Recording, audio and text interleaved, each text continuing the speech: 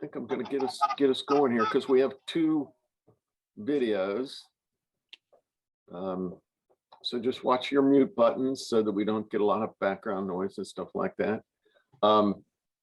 This is session, what are we? Session class 6, I guess. And we're doing the tail end of the R in his arc, and starting the front end of the C. The R is relationships, C is commitment. Last week was about making friends. This week is a broader emphasis on diversity in communities, how to make diverse communities. It probably has a pretty rich application for larger, more corporate things, but some good stuff for us to learn. And like I said, closing out that relationship piece, and then the beginning of this third section on how to be committed to working for racial justice. And there's some really good things about diversity, equity, and inclusion in this chapter, and some good learnings about that, and I'll let him walk into that with you.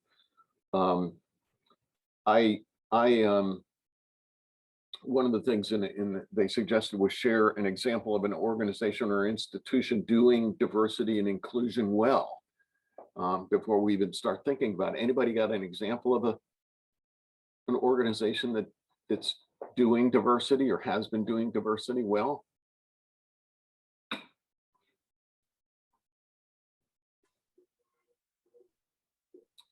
Ernie Kimmel and I met each other, gosh, how many years ago, Ernie? Like 21. A lot of years ago. Yeah, we were both young. Yeah, we're young, or younger, less, we can say that. But less chronologically advantaged than we are now. in response to your question about such institutions that are doing it well, I mean, this is a concern here at Kendall Longwood, and we've been doing a lot of exploration. We've got our trustees set up a committee, and so far I think they've identified 2 senior living communities that are reputed to have done equity, diversity well, out of sort of a national scan of such communities. So there are not many success stories. Right. Well, I recall when I first started working for the National Church, and this was back in my 30s, a long time ago, and I was elected to a national committee, and the requirements for national committees in the Presbyterian Church USA was that 25% of the membership of committees, national committees, be racial ethnic, and very intentional. Of course, one of the challenges was at that point in time, I think about 6 or 7% of the denomination was racial ethnic, and the rest white, and it really, getting 25% was hard, and one of the other great difficulties was that the very willing and very capable folks that got elected, who were persons of color, got just used up. They got elected to every single committee that anybody could get them on, and it was one of the challenges we found is really, really, really great people who ended up not being able to contribute as much as they might have if they'd only been on a couple of committees instead of 12, and it was a challenging time for the denomination. But I realized, much later, the intentionality behind that and the commitment in the national church to be, inclusive in ways that we weren't, seeing in a lot of places, around the world. So anyway, okay, so I'm gonna see if I can do this, share my screen, and we'll watch a video.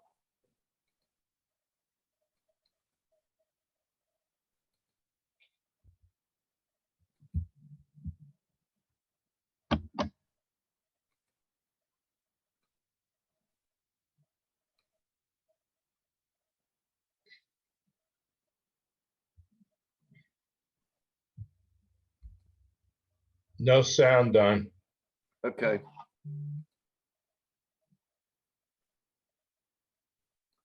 Let me go back.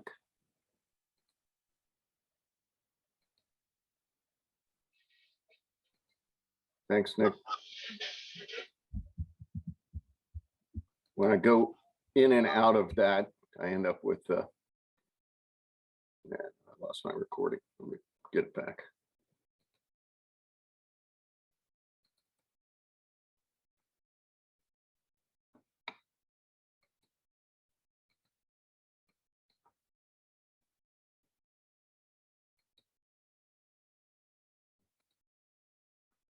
Bear with me.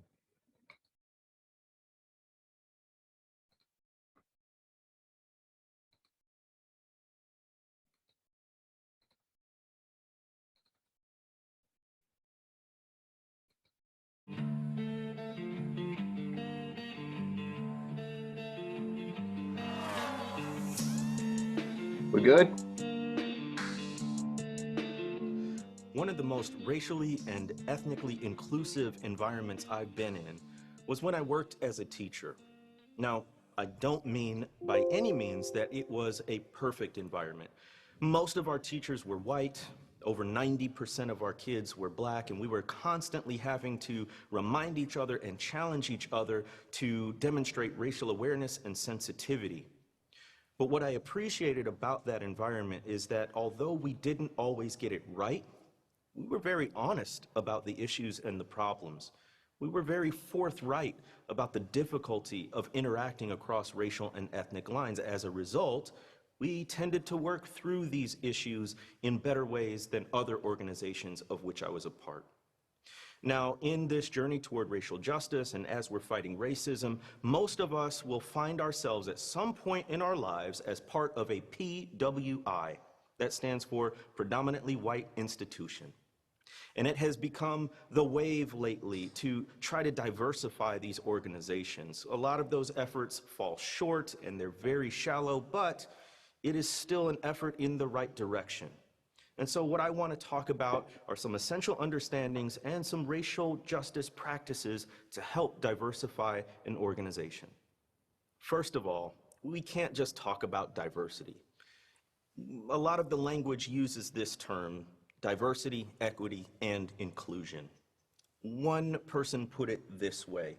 It said, diversity is where everyone is invited to the party. Equity means that everyone gets to contribute to the song list. And inclusion means that everyone has the opportunity to dance. When we talk about diversity in organizations, often we're talking about the aesthetic, the demographics, the mere presence of racial and ethnic minorities within an organization, but that doesn't say anything to their experience or their ability to influence an organization once they're there. To build on Sellers' analogy, racial and ethnic minorities in PWIs often get invited to the dance, so to speak, but they don't have any say about the playlist and no one asks them to dance. You can't just do diversity. You have to have equity and inclusion as well. As organizations are seeking diversity, equity, and inclusion in their environments, it's important to make a plan and work the plan. I know you're part of an organization or institution that has some diversity strategic plan and it hasn't made a big difference. But listen, having the plan at least gives you something to refer to, hopefully some goals and some measures to measure progress. And that way you can continue the conversation and the push toward racial justice. But there's also this that we have to understand. A lot of people push back against plans for diversity, equity, and inclusion because they claim that something like affirmative action, deliberately hiring racial and ethnic minorities and seeking that kind of diversity is somehow a form of reverse racism. I don't think so. Listen, for centuries, organizations and institutions systematically and intentionally excluded racial and ethnic minorities. If that's the case, then diversity, equity, and inclusion demands that you systematically and intentionally include racial and ethnic minorities. And that's all we're talking about. You know, simply taking down the rules or changing the laws that intentionally segregate people isn't enough. You actually have to take proactive steps to invite people into an organization and make sure that happens through a plan. Another racial justice practice that may seem pretty basic, but it's vital, is to form a group with the focus of racial justice. This could be centered around a book, a movie, some piece of content. I know, you've had this before, and the last thing we need is another group. But listen, we can never leapfrog over the fact that we need to constantly build our awareness and knowledge of race, racism, and white supremacy. It's constantly changing and morphing and adapting to different times and different contexts. So we have homework to do. But also realize this, in the context of a small group that's focused on racial justice, it's not just about building awareness, it's also about building relationships. You get to know people. Ideally, these are groups that have people of different and races and ethnicities, people who are bringing different perspectives, and in the context of this smaller group, you get to build relationships. Now, how do you actually conduct these groups? I recommend starting with personal stories. Ask people who they are, where they're from, what are their hopes for the group, why were they interested in a group that's focused on racial justice. Maybe start talking about their own racial autobiography. What are your earliest memories of race? Help people to offer their own stories as a way to open up conversation before you even dive into specific content. Remember, this is about building relationships as well as diversity, equity, and inclusion. Another racial justice practice is to build diversity, equity, and inclusion into the DNA of your organization. If you're a new or young organization, or if you're contemplating starting a new one, it's a lot easier to start with these ideas of diversity, equity, and inclusion than to try to add them in later. I once heard a sermon illustration that I always remember. The preacher was saying that oftentimes our efforts at diversity are last minute. So he used the analogy of baking a cake. Imagine getting all your ingredients together. You've got the flour, the eggs, the baking powder, everything that goes into a cake. You mix up the batter, pour it in the pans, bake it, take it out, and then you taste it and say, tastes funny. Then you realize, I forgot the sugar. Now to fix the problem, you take a handful of sugar and try to sprinkle it on top. Still not gonna taste right, is it? Would have been better if it had been baked in from the beginning.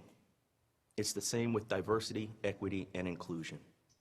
A lot of existing organizations are trying to add these on as a bonus after the fact, when really it should have been there from the foundation.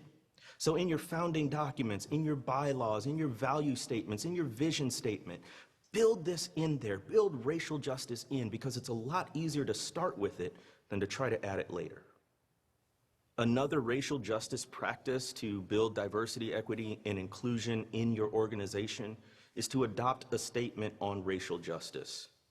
Okay, not another statement. We all understand that words on a page don't do much. A racial justice statement is a declaration of intent, a declaration of a desire. It is not in and of itself the fulfillment of that desire, of course. But just like the journey of racial justice itself, it's about the process of getting there and not just the destination. So I think adopting a statement on racial justice is important because it forces a group of people in an organization to think deeply about racial justice, to think about it on a level they may not have done before. And it's in that process of coming up with the wording, of saying what content needs to be included, that in itself helps to shape and form the organization more positively.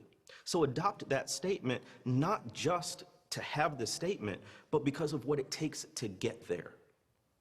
One of the most obvious ways to diversify an organization is to hire racial and ethnic minorities. This is a great intention, but it often comes with disastrous results. It can be a form of tokenism, where you bring in a person who's probably qualified and talented, but they're just there for aesthetic reasons. You really don't want to change anything fundamentally about your organization. And let's think about the impact on that racial or ethnic minority. When they come in, and they may be the only staff member of color or one of just a very few in an organization, what happens is oftentimes any conversation about race, any questions about race get funneled to them. Whether that's their official job description or not, it's sort of the tacit assumption that they're going to take care of all the race problems. This is a massive burden, in addition to entering into a context where you're going to have to deal with a culture that's very different and going to have to constantly sort of explain yourself and perhaps justify your work. What can happen to a racial or ethnic minority in such an environment is that they get burnt out. It can actually traumatize people if they are the only one or one of the only ones in an organization. So what do? Well, definitely hire for diversity, but don't just hire for one person or one position at a time. Hire in clusters. That means hiring more than one person of color at a time. Think of it almost as a cohort model where you bring in 3 or 4 or 5 or 6 people of color at the same time. Now that will change an organization's culture. It also helps the people entering your organization because all the pressure's not on a single individual. And if there are issues, they can go to one another and talk about them. It just relieves a lot of the burden. Now, I know most organizations only hire one position at a time, but any gesture toward racial justice is going to require a reallocation of resources, especially financial resources. It's going to take an investment to change course. It'll take an investment to build diversity, equity, and inclusion into an organization, but it's been done before, and yours can do it too. The reality is, when it comes to diversity, equity, and inclusion, there are some organizations that just don't have a lot of racial and ethnic diversity around. There are states like Vermont, Maine, Iowa, that are over 90% white in terms of their population. How are you going to diversify racially and ethnically an organization in that context? Well, you're not off the hook. A couple of things. Number one, you still need to teach your employees or members of your organization about diversity, equity, and inclusion. It's just the right thing to do. It's the way to treat people better. But also, people move on. Perhaps they won't always be at your organization. Perhaps they'll move on to a place that does have more diversity racially and ethnically. Will they be prepared? If it was me, I would want every person who walks through the doors of our institution to come out better prepared to interact in a multicultural, multi-ethnic world. Secondly, even the most homogeneous organization probably has some diversity. There might only be one or a couple of racial or ethnic minorities, but for the sake of those folks, as well as people in the majority, you still have to pursue diversity, equity, and inclusion. Even though the numbers may be small, don't overlook the presence of racial and ethnic minorities in your midst. Sometimes it is necessary to leave an organization because they just aren't pursuing diversity, equity, or inclusion. Maybe they're not pursuing it at all or just not fast enough. It's always a difficult decision, particularly for racial and ethnic minorities. We invest ourselves into these organizations, institutions, and particularly into the people. And I can speak from personal experience. I've had to leave churches and denominations and jobs because people just weren't committed to racial justice. And it's always a difficult decision. And the question I get very often from Black people and other people of color, when do we go? How do we know it's time to leave? Well, again, it's all very specific and contextual, but maybe ask yourself a few questions. Are you suffering so much emotional and mental trauma that you're actually having physical health problems? These stresses tend to manifest themselves in sleeplessness, in nervousness and anxiety, in all kinds of ways that are detrimental to our health physically, mentally, emotionally, spiritually. Also, have your repeated attempts to bring up issues of racial equity and diversity not only met with a lack of action, but with anger and aggressiveness. Some people react defensively and angrily to you even bringing up that topic. It can be very difficult to make progress in that circumstance. A couple more questions. Have you been given institutional authority to implement change? This gets to the aspect of equity. Do racial and ethnic minorities, their advocates and allies, actually have the positional, relational, cultural authority to make changes in the way this organization or institute operates? If you're there for aesthetic reasons, if you're there as window dressing, that may be a time to move on. And lastly, have other racial and ethnic minorities had similar experiences?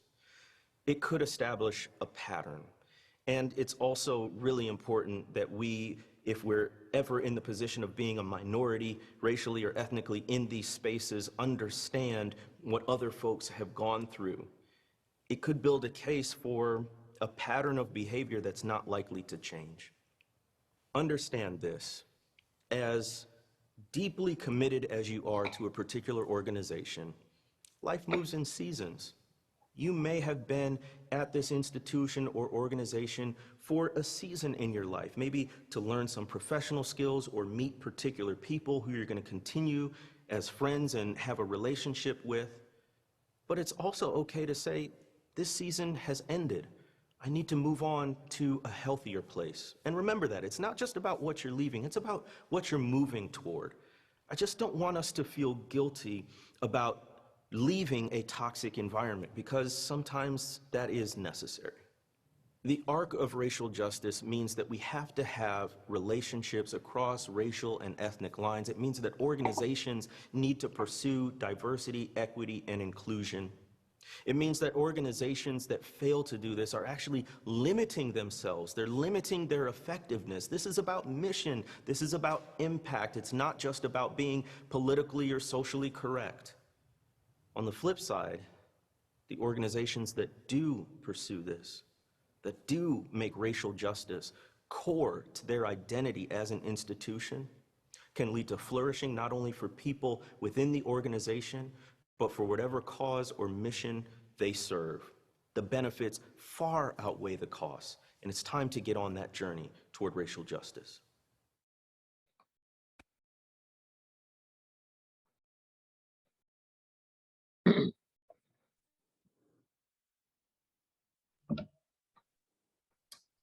So, what are the things that struck you in this video about building diverse communities?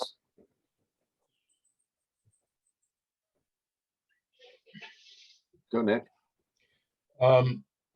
One thing I know very well, because I was, did survey research for 50 years. And I worked for big companies like Gallup and Roper and Harris. We tried very hard to attract minorities into our field. And the problem we discovered is with talented minorities, let's say who come out of very good colleges and Ivy League colleges, we could not compete on salary. So for example, we might be starting somebody at 30 or 40,000 in those days.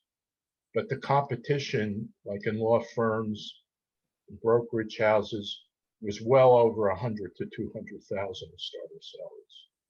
So as hard as we tried over the years to diversify our workforce, it was like impossible given the kinds of money that we made versus other organizations and the profits they made. So most talented minorities would go to, General Foods or the Ford Motor Company. And so it was very hard, as much as we wanted to diversify, and certainly doing survey research, which is a lot of sociology and psychology, it would have been great to get minority viewpoints on a lot of the surveys we were doing and have them contribute to writing the questionnaires and reports, but we just could never do it because we couldn't compete salary-wise.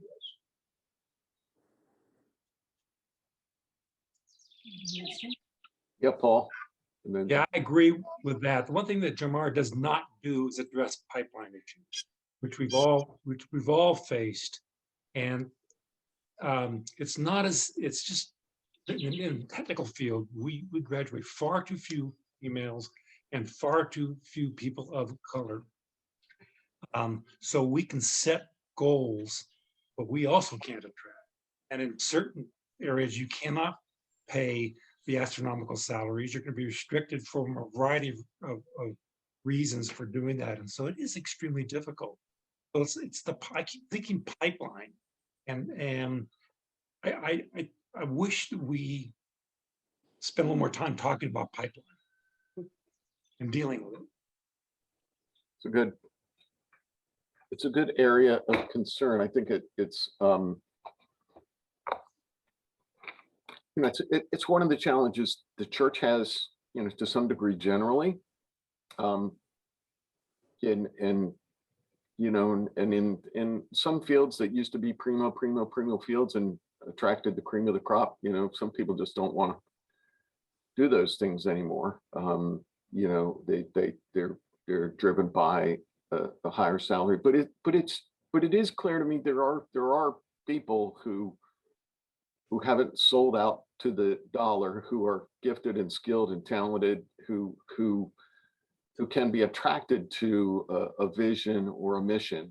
But I think, Paul, you're right, that the pipeline and our ability to plant the seeds, you know, begins really early in whatever ways, you know, people of faith can infiltrate, if you will, the hearts and minds of young people.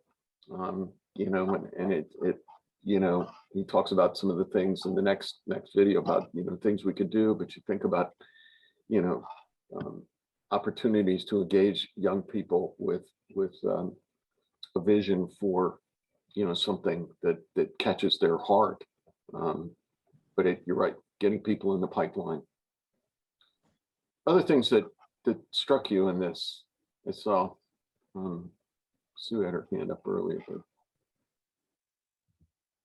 go, Sue.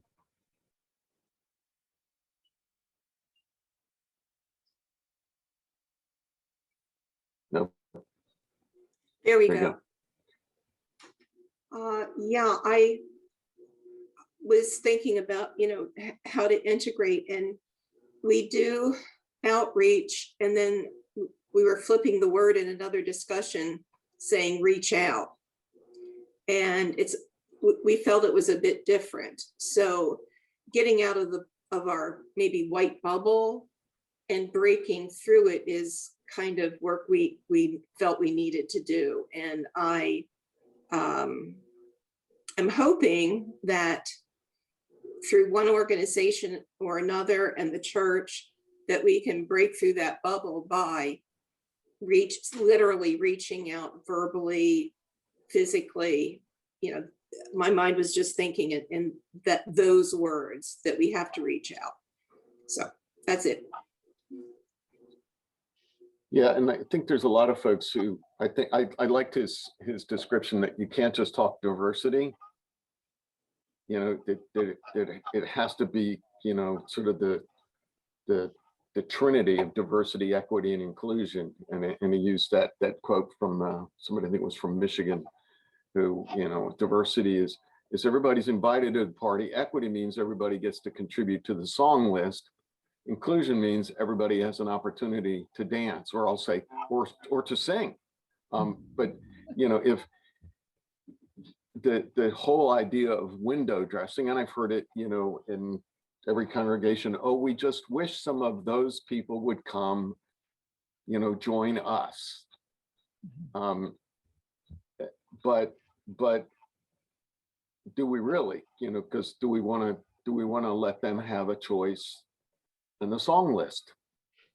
I mean, it's tough enough for a bunch of white Presbyterians over like 6 generations to agree on a song list.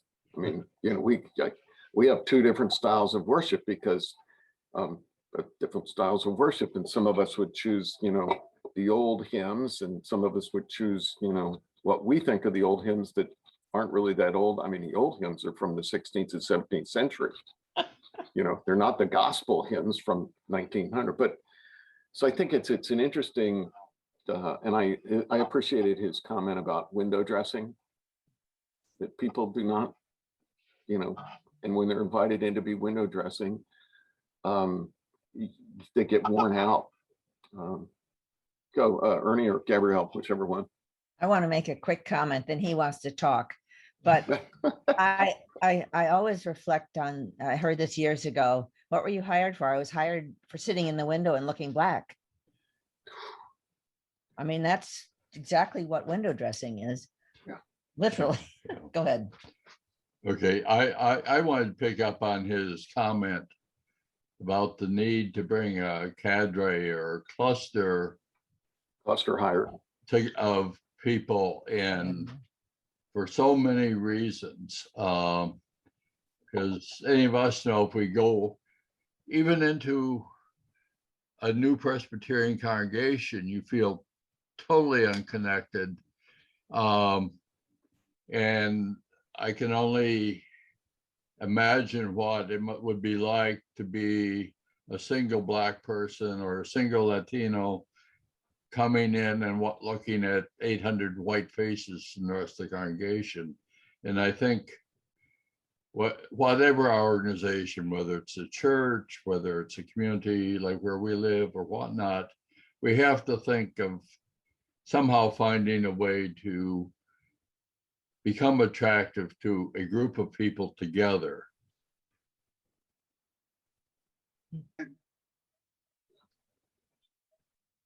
Yeah, and for an organization that doesn't hire a lot of people and doesn't hire a lot of people at the same time, although we have a lot of retirements coming, cluster hiring can be difficult. Suzanne, I saw your hand go up, I think. Yeah, I think cluster hiring is a good idea, but I don't think you can assume that everybody of a certain group is going to agree with each other. Well, no. So they're not, just because you hire two, let's say African Americans, they're not necessarily going to have the same view, and you can't assume that they're going to be the same. Yeah. No, but I think some of what he encourages is folks who have a common, even if they don't think the same about virtually anything, they have a common experience of not being the majority, and somebody that there's sort of I can talk to maybe. And it's an interesting consideration in hiring, and one of the challenges is how how many applicants. It's sort of like what Nick was saying, but it's not just even based on salary. When people look and they look at a picture of the congregation or the choir or the whatever else, and they go like, do I really want to Right. step into that arena? Yeah. I have a friend who's he's in my pastor's group, and he's the head of staff of First Presbyterian Church in Dallas. His name is Amos DeSasa, and he's Black. And First Presbyterian Church Dallas is probably similarly white like Westminster. And he's been there for, I think Amos has been there 3 or 4 years. And the big challenge for him has been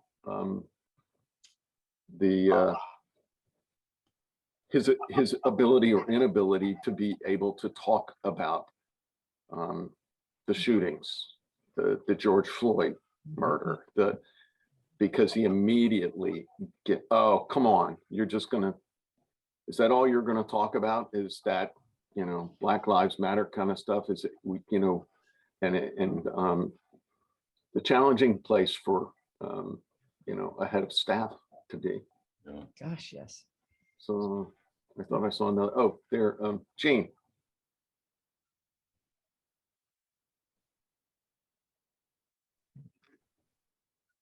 I just wanted to say that getting away from hiring, that at one place I think the church really does a stellar job is in the community outreach. And we do go into areas with minorities or bring them into the church. That might be a bridge for doing more or finding more creative ways We're having difficulty hearing you guys. Can't hear you. I heard most of the beginning, that being the outreach and being in the community where the church does a good job. And I agree. I think, building on that to say that that could be a bridge right. for building upon more relationships and more inclusion. Right. Sue, Kelly, your hand's still up. I apologize for background noise. I hope you can hear me. Yeah, I was just thinking, looking at a congregation in worship is one thing. Talking within conversation groups about racism is another way to get a diverse group. And community work from the church, working arm in arm with a diverse working group, sort of, the compadres that we need. Sometimes we do very beautifully reach out with a service to another group. I'm looking for, an arm in arm working together group after maybe some work, to work on the heart and understanding and keeping that sensitivity to racism on in my own heart as I learn through, the trenches, getting the hands dirty with each other. That's just my thought. Yeah, shortly before the pandemic, we had begun conversations with the Shiloh Presbyterian Church, which is an historic Black congregation in the Oxford area.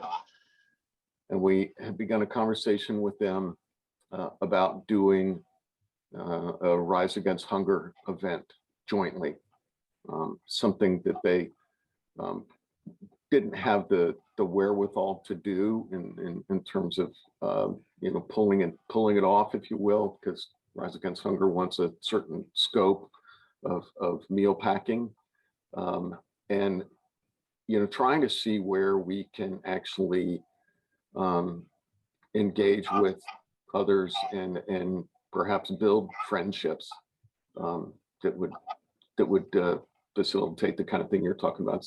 So where we actually begin to partner, not just the the white church swooping in from the burbs and doing something in the Black neighborhood and then running back home, but actually trying to be in community and service. Yeah, Nancy. I just want to get back to what Nick was talking about and how the job market has really changed. It's like you have to have the education in order to qualify. And, my question is, what about mentoring? And in my experience, I mean, I went to Catherine Gibbs Secretarial School in New York and, became the secretary to the vice president of a company. But very soon thereafter, I was purchasing steel and keeping inventory. And then in another job, when I retired, I was the collateral manager for a company, all because of mentoring. I didn't, go to college and specifically have that knowledge, but was given those opportunities. And I think some of that is lost now. When you're, competing for these jobs, it's all computerized and you don't get to really talk to people. So it's very different now. And I think, we need to go back a little bit and have more mentoring. Ernie, Gabrielle, it's your hand up. Yeah, I'm thinking that we are very, very good at this church about going out, and we've got multiple projects, but we don't tell the story to the congregation so they can, more of them can kind of be involved, even if they weren't able to go and hammer on houses or whatever. They could know and be part of it. I don't know. We're getting very good too at video things. So maybe we could tell a story better than we used to be able to up on the screen so that the congregation saw how that went and how the relationships were built there and just feel good about it. It's I just, think, a monthly minutes per mission that the outreach team puts together, something. trying to do those kinds of things. And I think, Lynn George posts a ton Yeah. of stuff on social media, but you're right, you can never, Opportunity. tell it to. Oh, Jenny, you got your hand up. Your hand disappeared in your artwork. Yeah, so something that stood out for me for what he was talking about was how if you haven't from the beginning built in this focus on the racial justice into the organization, it's really hard to add it later. And I'm seeing that a lot in the church and in communities. I liked his idea of adopting a statement on racial justice, Yeah. Of declaring your desire as a group, because I feel like that, like he said, it forces us to really talk about it as a group, especially when it hasn't been baked in from the beginning, and to be able to be intentional of saying, this is what we want to do, this is what our desire is to move forward, because I think that will inform then the other things of why are we going out into the community, why are we reaching across out of our white bubble, what are we trying to do? And so that intrigued me, and I think he's onto something there. Yeah, I think there is a, let me pull it up here, see if I can share this. Can you see that? Yeah.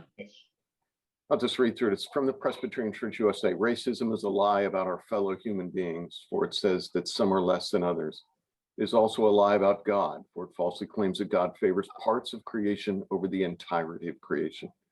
Because of our biblical understanding of who God is and what God intends for humanity, the PCUSA must stand against, speak against, and work against racism. Anti-racist effort is not optional for Christians. It is an essential aspect of Christian discipleship, without which we fail to proclaim the good news of Jesus Christ. And structural racism is not only the opposite of what God intends for humanity, but is also an example of how sin is systemic rather than simply personal.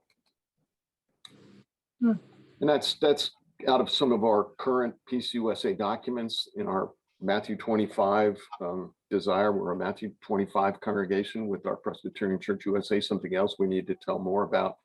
And that's one of the statements currently, alive and well in our denomination's website that said, and part of this is for the church, so many in the church have said, well, I'm not a racist, and I don't say the N word, and I'm kind to people no matter what their color, whatever else, and miss the point that, it's not individual sin alone, it's systems of injustice.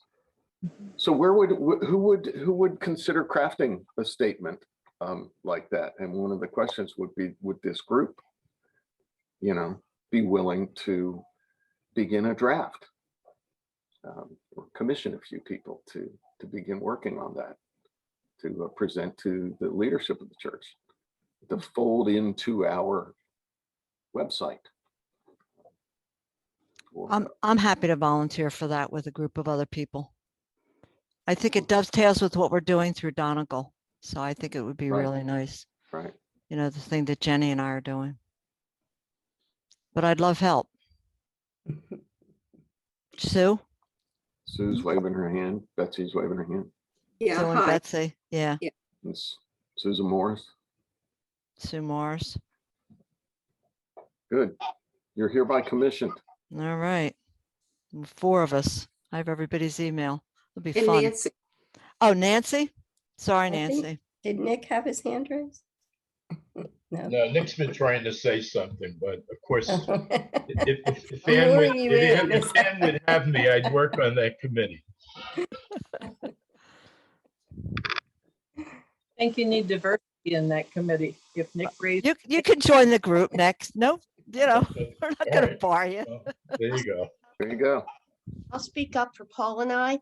I have a definite vision problem, so I can't do a lot of writing and typing, but I can think really well. And unfortunately, Paul is in the process of writing a book, so he doesn't want to volunteer right now. Understand.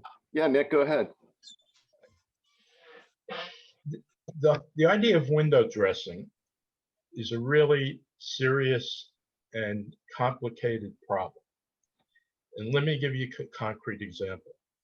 Since the 1960s, the Ivy League colleges in this country have made a all full-out effort to get more talented minorities into Ivy League schools. And they've run into a lot of problems trying to do that. One is you can't take a kid off the streets of Chicago off a street corner, throw them into Harvard or Yale and expect they're going to adopt white values. Blacks and Hispanics come with a culture. They have their points of view. They have their things they're comfortable with, the things they're not. And sticking them in an Ivy League college, which are generally elitist, is a very difficult proposition. And what ended up happening in a lot of cases, as you know, in the evolution of this attempt, is Black students in a way rebelled who were accepted to these colleges and said, we want our own dining rooms. We want our own dormitories because we're not comfortable being such a small minority in a big white community. So colleges had to try to adjust and adopt to that. But the idea is, you know, if you're a majority and you bring in a minority, you've got to find ways to make them comfortable. And more than just be accepted, you have to say, hey, you're leaders too. Your viewpoints are just as important as ours. You know, we're not just giving you a handout. We're saying to you, we want you to help us be leaders and be better leaders. Yeah. And it hasn't always worked. And that's the problem. One of the reasons that racism and systematic racism is still alive after all these years of trying to do some social engineering is that it's not easy. No, it's not. But he gives some really key points in this chapter. The one that he highlighted, was a guy named Jose Zamora, who applied for dozens and dozens and dozens of jobs. Nobody ever responded. And then so he changed his application from Jose to Joe. And he got, all kinds of people wanted to hire him. And the bias that's still out there, the same thing, like you said, this, are Emily and Greg more employable than Lakeisha and Jamal? And this is, the challenge. And he really pushes, and like you say, Nick, this is a challenge, but the push for, intentionally seeking out racial and ethnic diversity is I'm reading a quote, is not an attempt to exclude white people, but to include people who've been underrepresented because of racist beliefs and issues. And you just got to keep working at it. We've had racial ethnic persons of color on staff, and my hope is that in our current and future searches, we will interview persons of color for staff positions in this church. We have had program staff and The point is, administrative for staff. it to work, you have to be prepared to change your own culture. Right. And some of your own values so that others can really feel accepted and part of the dance. Right. And that's Paul, the difficult part. Paul, I'm going to let you say something and then I'm going to move because we got another video that's really worth seeing. Quick anecdote, because I have a perfect example of that. I had an administrative assistant work for me in New Mexico. She was Indian, off the reservation, obviously very bright. We got to know each other. One day we're talking and she had received a full scholarship to MIT. Which is remarkable from the reservation. She lasted, she said, about a month. Because we weren't able to help her with that transition. Right. That story has kept with me my entire life. Thank you. All right, I'm going to go to another video.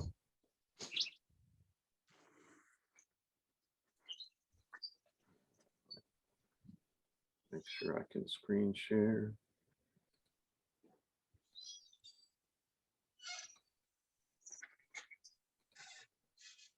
Make sure I got my sound on. Okay, here we go.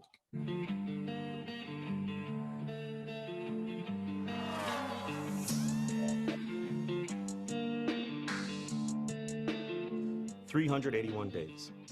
That's how long the Montgomery bus boycott lasted. Toward the end of the boycott, Martin Luther King Jr. gave a speech in front of the Montgomery Improvement Association. In that speech, he talked about the beloved community. He said, "But we must remember as we boycott that a boycott is not an end within itself. The end is reconciliation. The end is redemption. The end is the creation of the beloved community." Now we hear that phrase, the beloved community, and the core of it is love. But we misunderstand love sometimes, I think. It's not this warm, fuzzy feeling. Love is an act.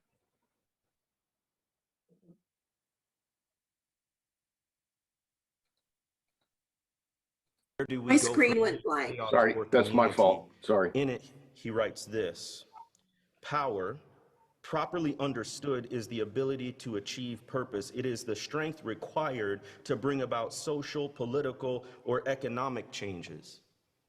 And he went on to explain, power at its best is love implementing the demands of justice.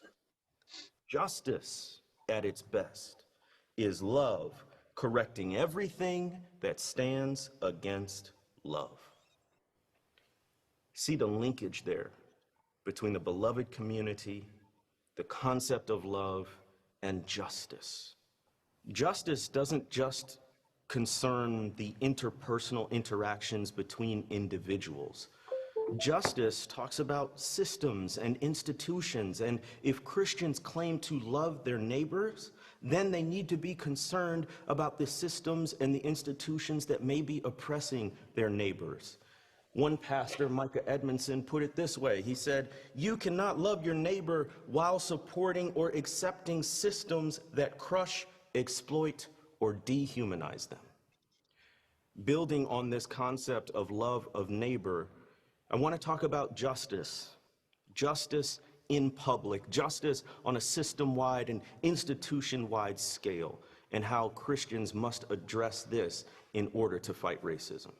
Without love, there can be no justice. We learn this from Jesus. Some of the disciples ask, "What is the greatest commandment?" And Jesus said, "Love the Lord your God with all your heart, soul, mind, and strength." And he said, "The second is this, love your neighbor as yourself. There is no commandment greater than these." I think it's fascinating how Jesus connects love of God and love of neighbor. Jesus talks about them separately and distinctly, but they are inextricably tied together. One cannot say you love God if you are not demonstrating love for your neighbor. Fannie Lou Hamer put it this way: "Ain't no such thing as I can hate somebody and hope to see the face of God." The reason why I'm talking about love is because love is so foundational to pursuing justice. There can't be justice without love. And particularly for Christians and as people of faith, we must understand love as the motivation to do justice in public. As followers of Christ, we must also understand that justice is actually a witness to the love of Jesus Christ. That when we do justice and when we love in public, that actually points to Jesus. I think Matthew 25 is so critical to understanding this concept. Jesus explains that when you feed the hungry and help the poor and visit the imprisoned, whatsoever you do to the least of these, my brothers and sisters, you do unto me. What Jesus is saying is that he so closely identifies with the oppressed and the marginalized that when we serve them, when we enact justice and equity for the least of these, we've done it for Jesus too. And when we do it, we can point to our motivation, the love that Christ has shown us, we then extend to our neighbor. So if people of faith are to practice justice as a requirement or even a demand of love, what does that look like? Well, there are several racial justice practices that we can employ. I'm reminded of a story of a church. It had dwindled down to just a few members, and they didn't have enough people to continue on as a particular congregation. So they decided to dissolve the congregation and sell the church building, but they did something interesting with the money. They were able to sell the church building for $1 million, and instead of squirreling it away or starting a new church for themselves, they actually gave it away to 35 different religious organizations and nonprofits. Now, not every church is in a position of selling the building for $1 million, but it does convey an important principle that you can steward your budget for justice. So maybe instead of that building campaign for a brand new facility for your own congregation, you raise money for other religious organizations, especially minority-led ones. Maybe instead of spending money on programs that are only going to focus internally, you don't replicate a program that's already in the community, but you use your financial resources to help support it, and maybe even send your members to that community organization so they can meet and develop relationships with people from different racial and ethnic backgrounds. Maybe your church has a nice facility. Maybe you can open it up for local community organizations to use free of charge so that they can continue their services without some of the same financial burdens. Steward your budget for justice. Get creative about it. But how we use our money can be a way to convey love of neighbor. Another racial justice practice has to do with voting. Now, I know a lot of Christians and a lot of churches say, well, the church shouldn't get involved in politics. I would amend that and say the church shouldn't be partisan. The church shouldn't have an agenda for one particular political party, but there are ways to teach responsible citizenship, to teach responsible civic engagement. One of those ways is to host a candidate forum. Whether at the local or the state or even the national level, you're going to have multiple candidates running. Why not, as a religious organization, host a conversation? This is not an endorsement of any particular candidate. It is saying that churches and faith communities are often gathering spaces for the entire community, and it's leaning into that, it's acknowledging that, and it's saying that politics are important, that they are oftentimes the mechanisms by which we create the laws that govern how we interact with one another. And on that basis, and because that is so important, we want to hear from the people who want to lead us. We want to hear from the people who want to craft those policies. And so this could be a debate. It could just be a series of meetings where each candidate comes in one at a time and you hear from that person. All of the candidates should be invited, so there's no hint of favoritism or anything like that, but it can and has been done, and I think it cements the church as a cornerstone in any particular community. Another racial justice practice for churches and faith communities to demonstrate love of neighbor and love in public is hosting a voter registration drive. Now, I love this because it's not partisan. It doesn't matter if you're Democrat or Republican or Green Party or Independent or whatever it might be. Voting is a fundamental civic right. And to host a voter registration drive just acknowledges that. It acknowledges that the church understands that even as Christians, yes, we are members of the heavenly kingdom, but we're members of a political nation too. And we can exercise our voice through the vote. Now, there's a lot that goes into hosting a voter registration drive, but you can do it.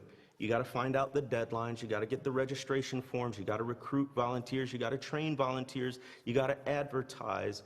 But this is one way to make voting more accessible to a broader number of people, and it is especially helpful for Black people and other people of color to be able to vote and do so in a convenient way. What I find interesting is that many churches, many denominations already have some sort of formal statement about racial justice. It could be at the congregational level or a denominational level. But another racial justice practice to start moving towards love in public and public justice is to utilize those already existing documents. What do I mean? Well, churches can do a preaching or a teaching series on whatever documents exist that are already talking about racial justice. I know of some churches that have taken an existing document on racial justice, they formed a committee, and the job of the committee is to figure out how to implement the principles of that document in the local congregation. And so they come up with an action plan based on that document. So we don't need to start from scratch. We can say our fellowship, our tradition, our denomination, our church has already approved this. Here are the words on paper. How do we make them go from words to deeds?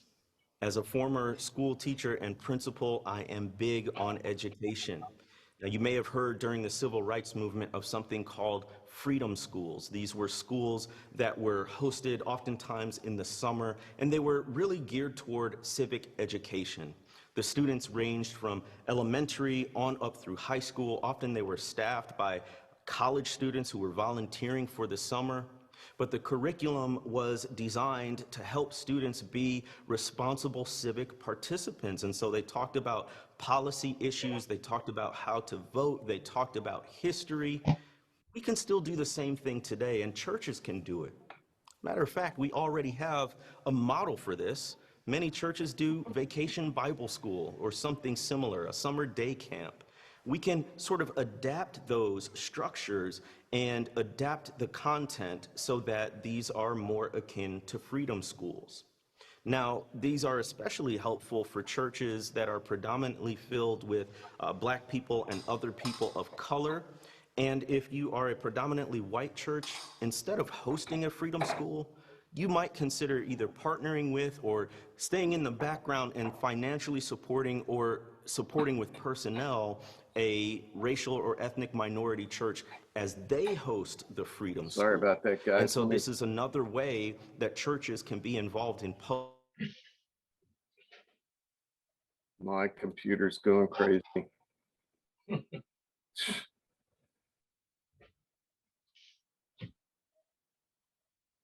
All right. We back that up a tad.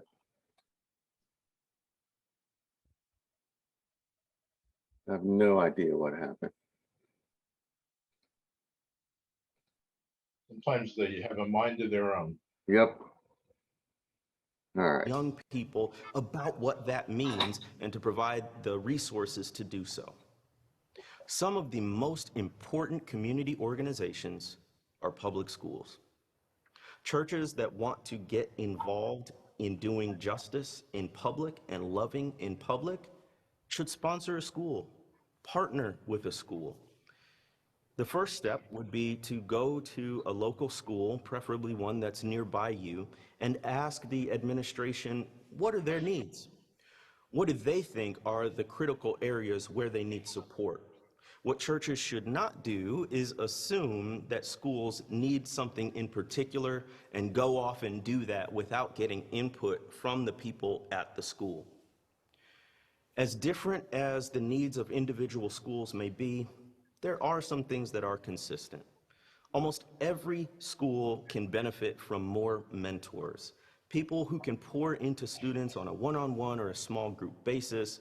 Obviously, we need to go through all of the necessary steps to make sure that adults are approved and safe to work with kids. But the impact of that relationship, of that mentorship, of having that attention and that ongoing friendship is vital, and the benefits are almost incalculable.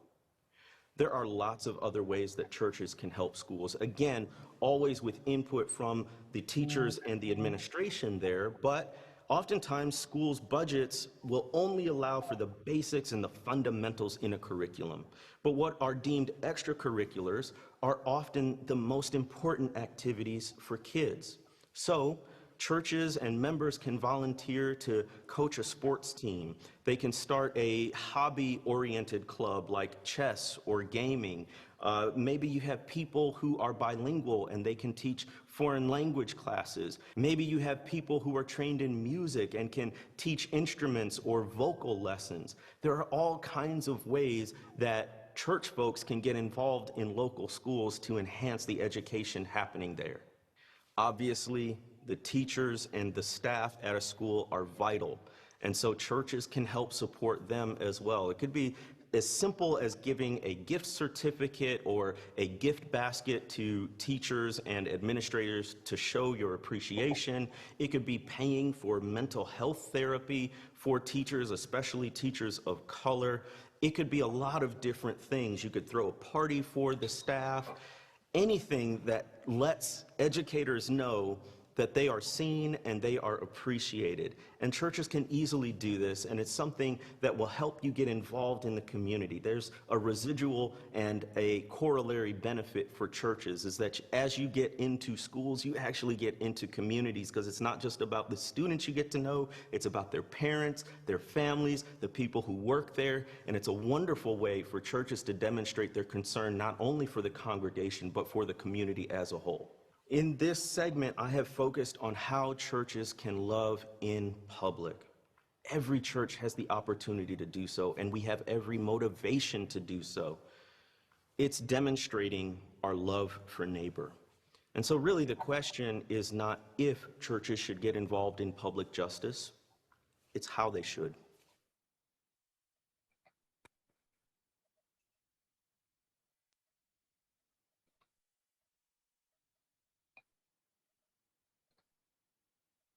So, see if I can grab one additional thing to share here. It's a quote in the book. Jamar quotes a lot of other people, but he doesn't always quote himself.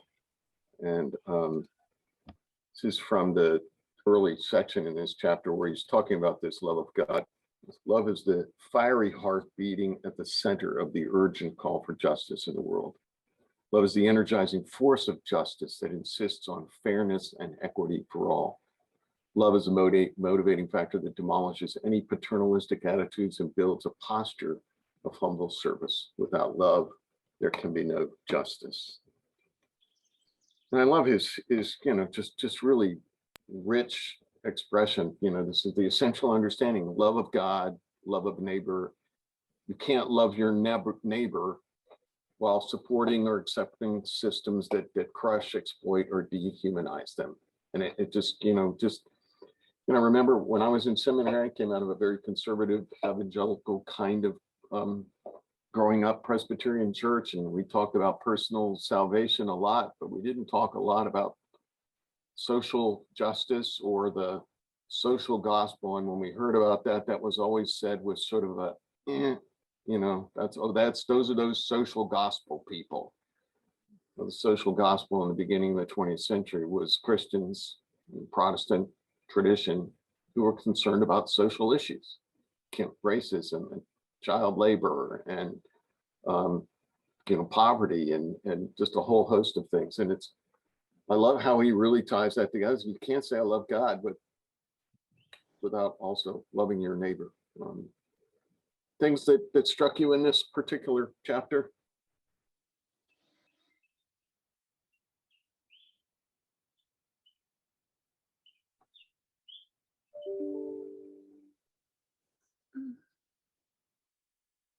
Have you seen examples of, whether it's Westminster or some other places where you've seen the church? You mentioned the one church that sold its building, and places where you've seen the church enacting this kind of justice. Yeah, Betsy. A couple years ago, I had a friend who was the director of the Westchester Y, and you guys probably, Don and Jenny, and you probably remember this. And they had a program for disadvantaged kids in Westchester that they always took them from whatever they were doing at the Y and they walked them to a school, and they had kind of a school program, but the school was being renovated, so they couldn't do that. So she came to me and said, I wonder, I've been to your church. I know it's got classrooms. What about, could we use that facility? And they would bus the kids out to us. And we did that, I believe. And it was very successful. And was really proud of Westminster for opening up. I think you guys cut them some financial breaks on that. And it was, because we charged for the use of our building. And I think that was a good thing. These are the kinds of programs to be directly involved in the community that we could have an impact. Because one of the things I think that's very important to understand is that we need to create this dialogue. Dialogue is hugely important so that I understand you and you understand me. It's not what I'm giving to you or what I'm opening for you. It's like there is a very rich culture of in this county for minorities. Coatesville's a great example. Westchester's a great example. Kennett's a great example. We have tremendous diversity. And I think we really need to think about how we can develop that dialogue and understand that they have as much to give us as we got to give them. You know what I mean? So I wanted to say that. Good. I see. Johnny, go ahead. It's Andrea. I wanted to say that when in the 70s and early 80s, we were very involved in the National Organization for Women. And we were fighting, of course, for gender equality, but that we would meet in Media Fellowship House. But it came time for an annual fundraiser, and we hosted a spaghetti dinner. It was like, oh, well, where can we find a place that would be open and available to us with a kitchen? And Media Presbyterian Church became that place. And they offered that facility to us for several years, year in, year out, no cost to us. And it really was, I think, for myself, it stuck with me that church was open and available, and they weren't saying, well, what's your agenda? There weren't a lot of questions. It was, yes, you can have the facility. Ann.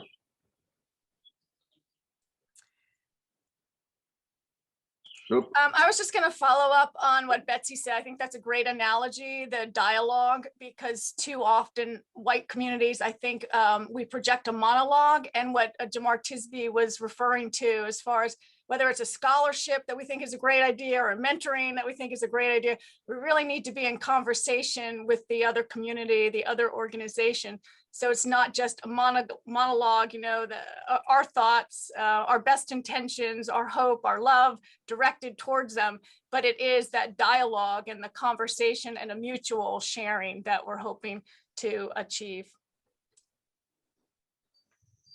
Yeah, I think it's obviously you need to,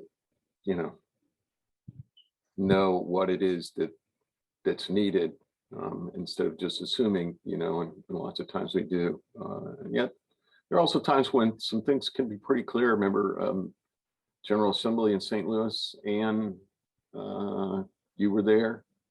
I was, and several hundred Presbyterians walked a mile from the convention center in St. Louis to the City Justice Center, collected $47,000 at our offering at our worship service, and took the money to the Justice Center to pay cash bail. Cash bail is just one of those crazy, people who don't have cash end up in jail for really, really minor infractions, and they don't have the cash and they can't get out. And it's just one of these just horrendous things in some places of our justice system. And went and did a presentation, and tried. And these were people who had already been screened, whose bail is less than $5,000, and it wasn't necessarily only persons of color, but as you can well imagine, the incarceration rate of persons of color and persons of color and the people who don't have cash for bail. And I remember that the power of that in downtown St. Louis when Presbyterians, it was our worship offering, and it got marched down to that Justice Center. And I like how he talks about thinking about your budget and your stewardship. And we just had a presentation at session this past Tuesday from our home team, which is beginning to meet with developers about the possibility of developing part of our property for affordable housing. And again, it's not only going to serve necessarily persons of color, but in Chester County, you can imagine that the cost of affordable housing, whether it's workforce housing or senior housing or developmentally disabled persons, it's going to seek justice, and it's going to include people from minority groups in our community. And I love that's getting traction in the life of this church.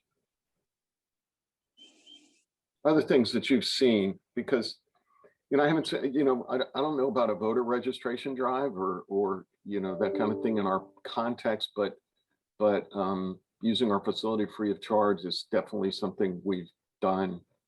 I remember seeing a church in Chester County, was maybe right before the pandemic, who paid all the student meal debt in the Westchester area school district. The church took an offering to do that. And again, how do you enact justice, and how do you love your neighbor as an expression of loving God? Yeah, Johnny.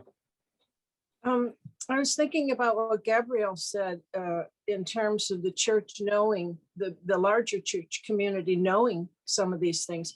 I didn't know that we did that. And that would be a wonderful thing to know, and perhaps a way to continue that process would be by us knowing that, if you want to, because we would have contributed to that in an ongoing basis.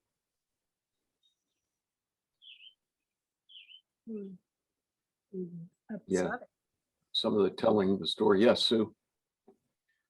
Yeah, one thing that was brought to mind was the Global Leadership Summit and the way that has matured and reached out within the community and become more integrated with churches of various ethnic backgrounds. And I just had this, vision, Global Leadership Summit, Community Leadership Summit, that was something that was offered, and I don't know that it was picked up. The other thought I had was, how to be, courageous, to lean into discomfort, that beginning dialogues with an ethnic group of diversity can be uncomfortable, a little, am I going to do something wrong? Well, I'm afraid I'll insult someone. So some guidance with groups of diversity in discussion, some leadership there would be, I think, helpful. As Jamar mentioned, reconciliation is spiritual. It's in the heart, and breaking out of the self and bringing your heart and exposing yourself and your Christianity to others in a diverse group can be leaning into discomfort. It's not something we're used to, I guess, we've been in our bubbles. I think his suggestion in the previous chapter about starting a group, I'll get you, Patty, I think is something I'm trying to get my head around, at what kind of a group it might look like and who might be in it. It's clear we've got a variety of ethnic groups in our immediate area. And how might we do that? Yeah, Patty, go ahead. I have a great appreciation for a lot of the things we talked about, but in my years in Coatesville and through the Good Works Ministry, loneliness is something that is so prevalent, especially in the minority groups and especially in the elderly. And the joy they had of us coming in once a month, and maybe it was 6 months, 8 months, 9 months, 12 months, but then there was a close to that. And the loneliness continues. And I just long for the church to open their doors on a regular basis. So there's always a meeting place, maybe monthly, purely for social and relating and getting to know and spending a segment of time of joy. I've had this on my heart since I retired from Good Works. So I'd like to talk that through and see if Westminster can open their doors on a regular basis with no beginning and ending, but just ongoing, so that the lonely have a place to be loved on and to get to know them and hear their stories. And I can just think of so many of my grandmothers through the years that I grew to love and don't see anymore because of that. Now, transportation is an issue. There's a lot of issues to work through, but we could do that if we talk about it. So I just wanted to offer that. Loneliness is a huge area that we need to explore. Johnny, you have your hand up, or Sue? Let's see, your hand's still up, or just, okay.